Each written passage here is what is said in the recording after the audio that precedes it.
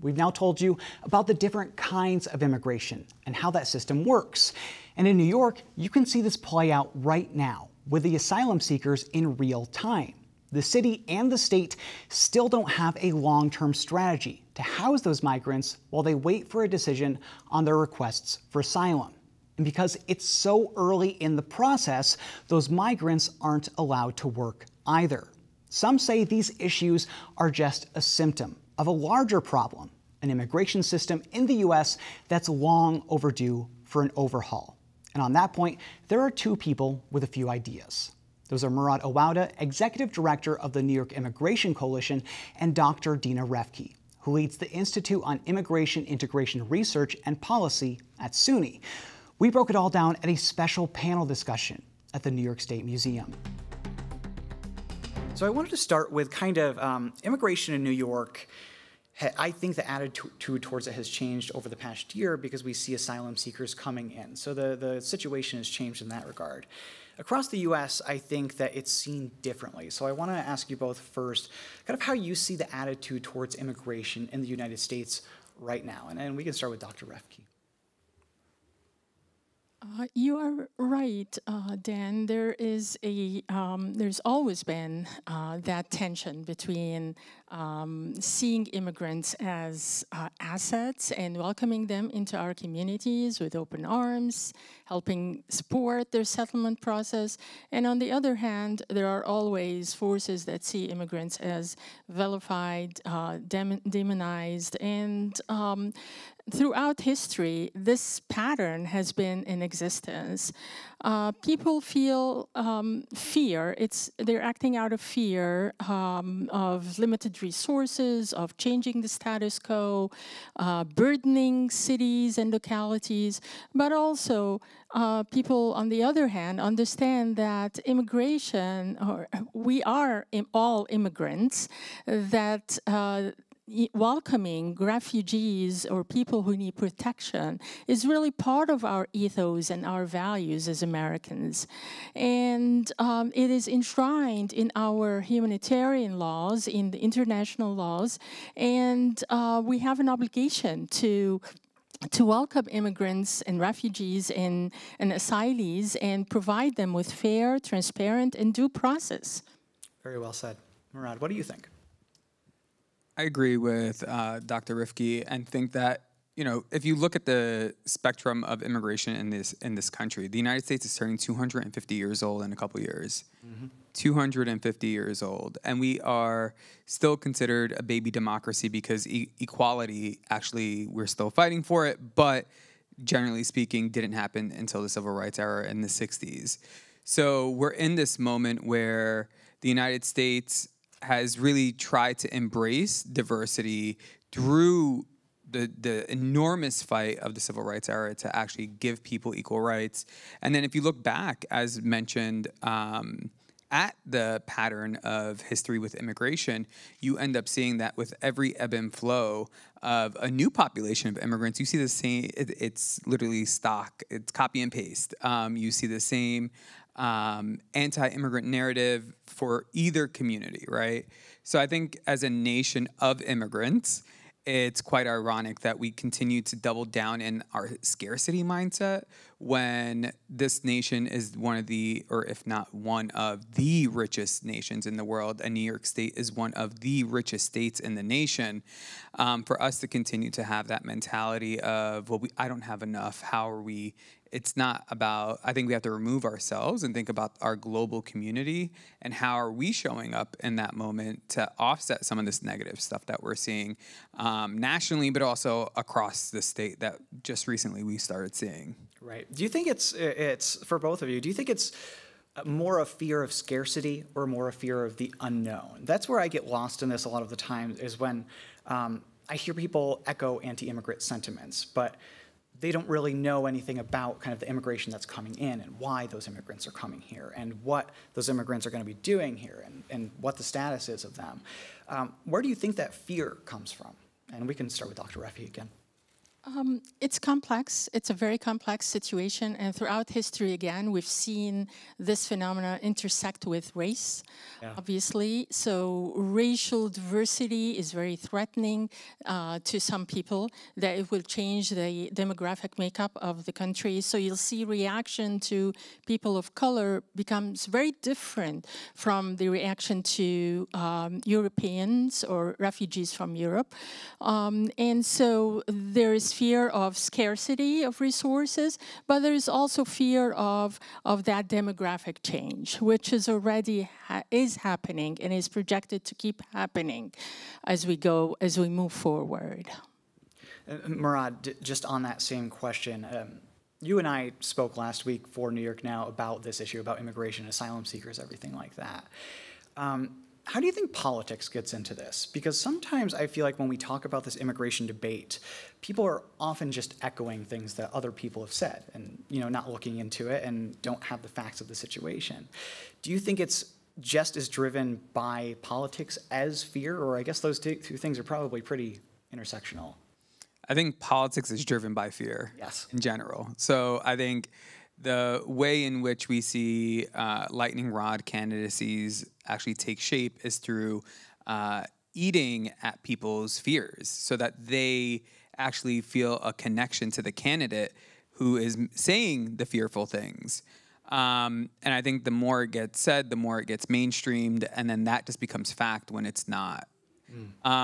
And what we've seen is, you know, I want to go back to 2 years ago, not this past year. But the New York Immigration Coalition welcomed several thousand Ukrainians to New York. We anticipated 6,000, 30,000 came.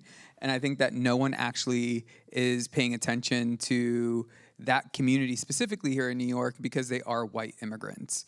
And as you get further from whiteness in your immigration journey, the more challenging it is for you to find the supports you need, to find the services you need, to find resources. Thus far, we've not seen the investment that has been made for other communities, made for the recent arrivals who have come over the past year. And we continue to see this kind of nexus between the fear-mongering that we hear and people actually running for election, right?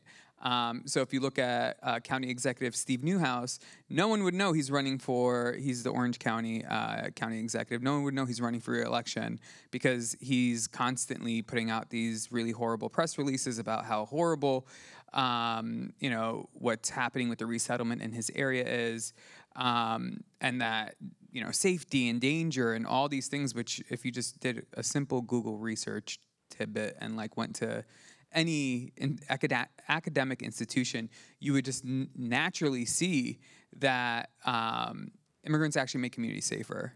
And immigrants actually give local economies a strong surge of support, and then they become the backbone of it. In New York City, during COVID, I think what everyone thought that we were going to have like this huge economic collapse.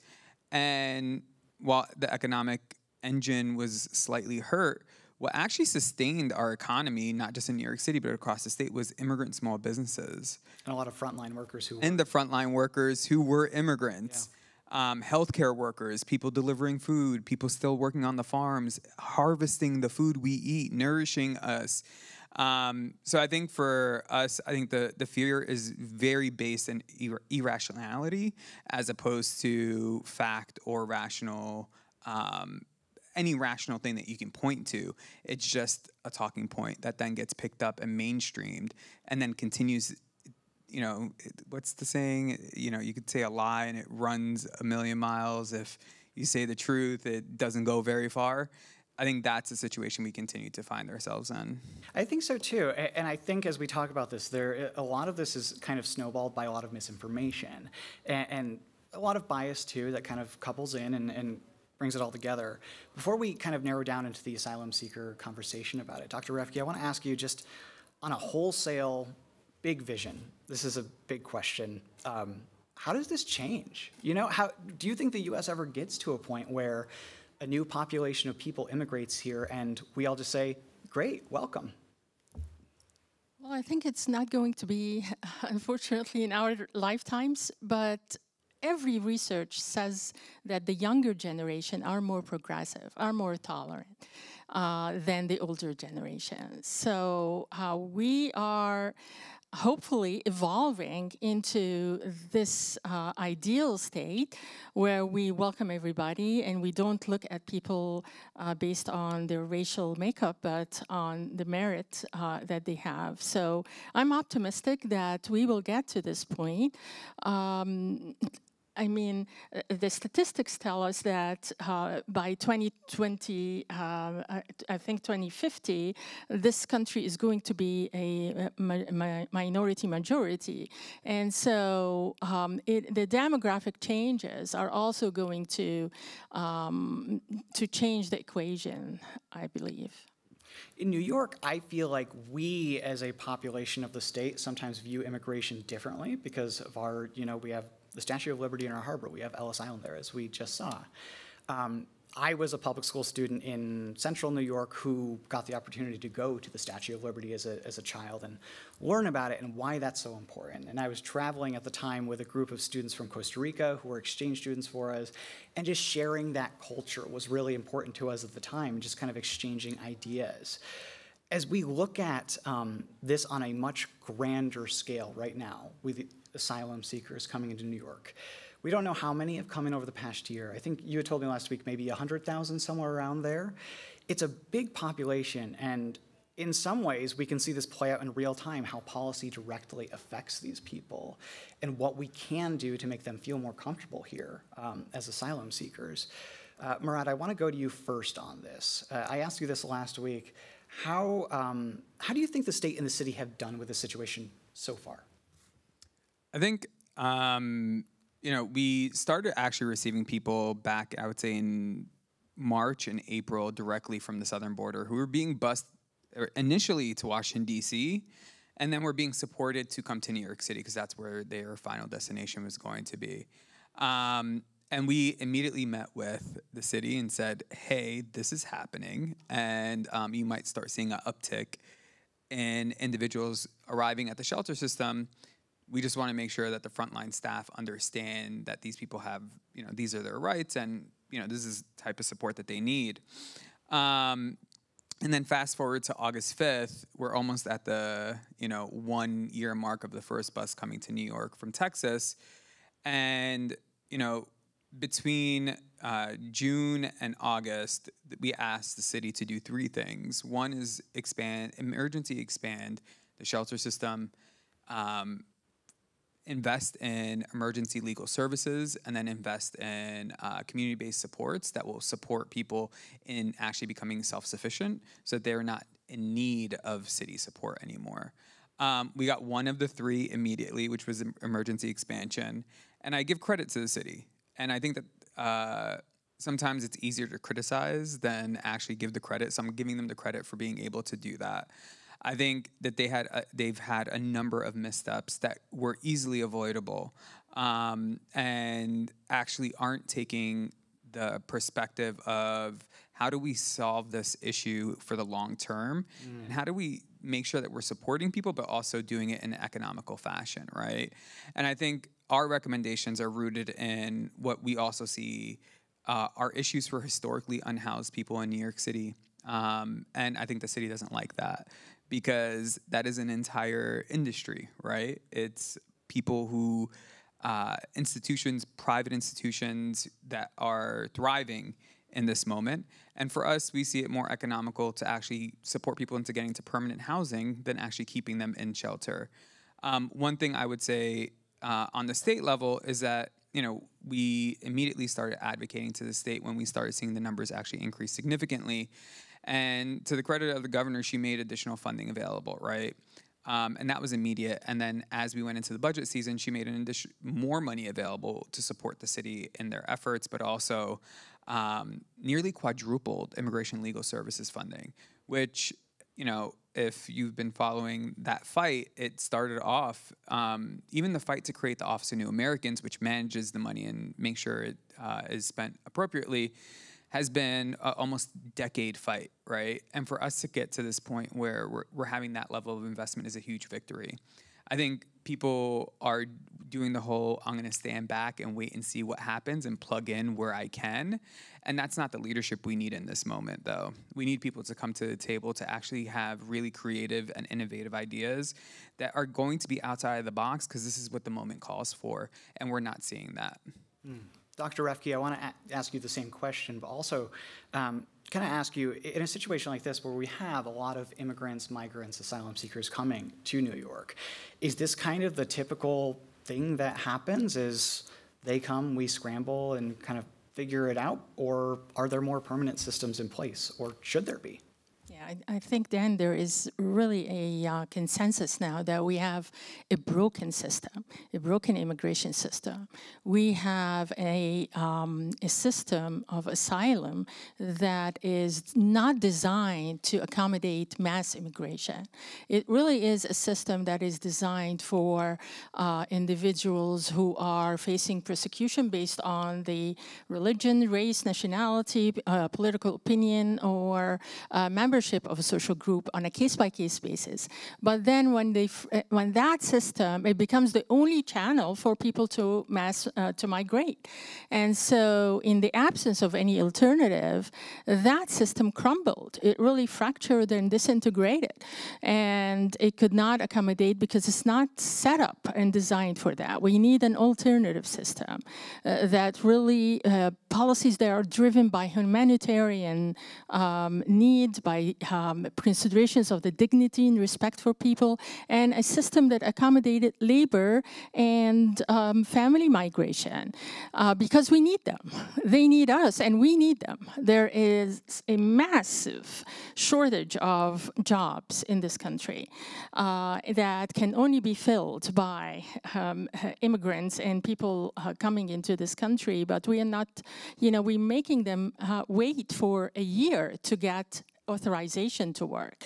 And so there is a need to rebuild the system, and it takes a whole government approach. We need the federal, the state, and the local to work together to create coordination, organization, efficiency at the border, and really draw on the refugee system, which is much more organized.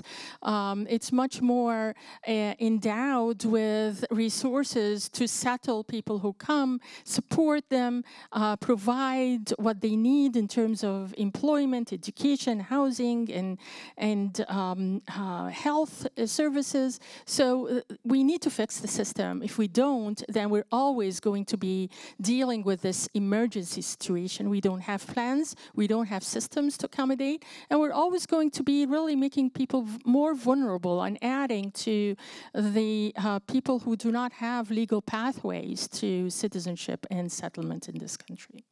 Some people will say that this situation that we're in right now is unique because New York maybe wasn't expecting this massive influx of people to come to the state, and that a line should be drawn at some point in terms of offering services or housing people and things like that. What do you think of that view of this? Should there be a limit? Should there be a line where we say, okay, we're done? I mean, if we have an emergency plan in place and we have a system that is in those countries of origin, really coordinate the passage of asylees or migrants from their countries to this country and coordinate that process before they come here, and a system that responds to our economic needs. That will avoid the chaos and the vulnerability and the exploitation that we're seeing right now. Just one more question for you before I go to Murad on the work authorization that you had mentioned. So it is a year, and I know that the governor and the mayor have been asking the White House to kind of shorten that. Can you talk about why that's so important for these immigrants to be able to work as they are awaiting their decisions? Right. So we want to avoid them going into the informal economy, which is exploitative, which really takes advantage of them. We also know that it's the human dignity dignity to be able to, it's a matter of dignity, to be able to earn your own living. Yeah. As the mayor of New York City said, they don't want our free food, they don't want our free housing, they want to work. The first question they ask, can we work? And we need them to work. So we don't know where the disconnect is. Just from a strict logical perspective, people who make that journey, it's not an easy one. So they're not coming here for anything easy. It just, of course they would want to work. Some people say they don't, and of course they would.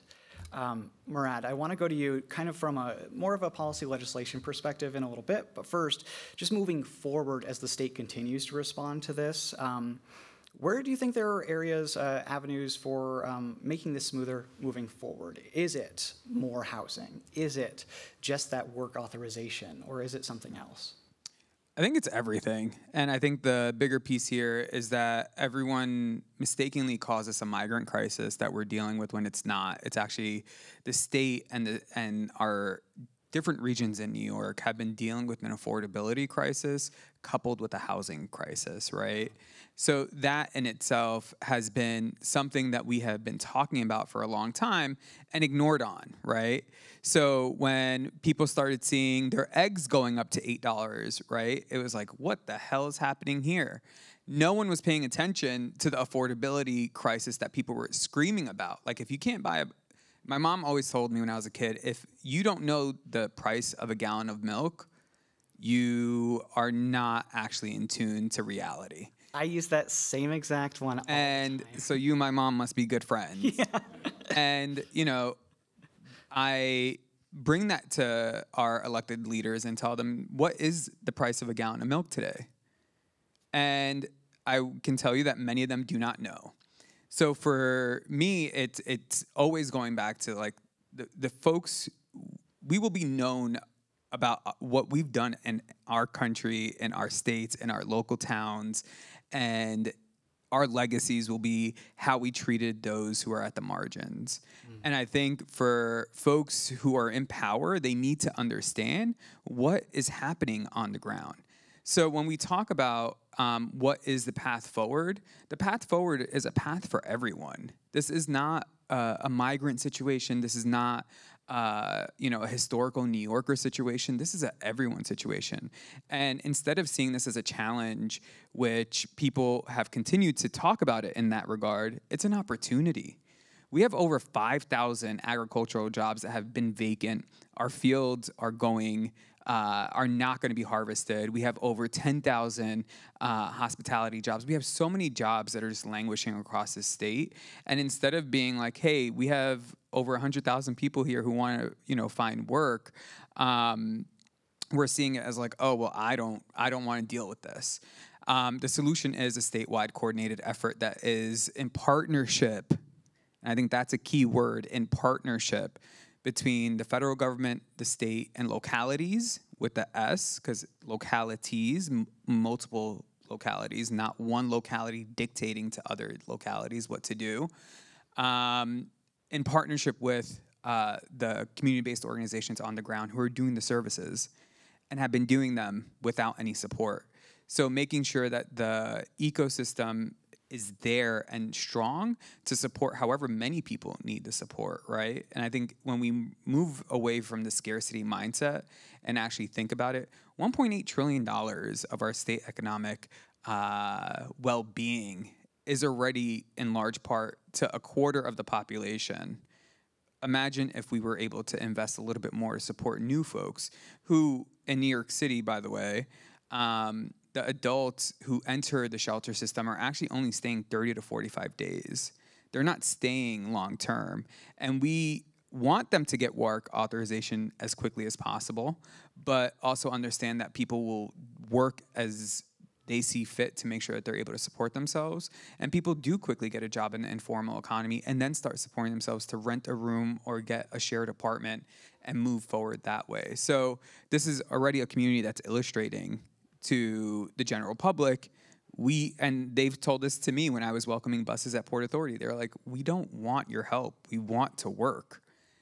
And that was several thousand people. The first thing that they asked for, extremely tired, extremely exhausted, but with a glimmer of hope in their eye of just saying, I just want a job. And that conversation at the State Museum was part of a preview event highlighting the PBS series Iconic America, which examines national symbols and shares their significance to American culture. The discussion revolved around an episode on the Statue of Liberty and how its symbolism has changed over time, something a lot of New Yorkers don't know about. You can watch that episode of Iconic America and the rest of the series for free, either on the PBS app or at WMHT.org/IconicAmerica.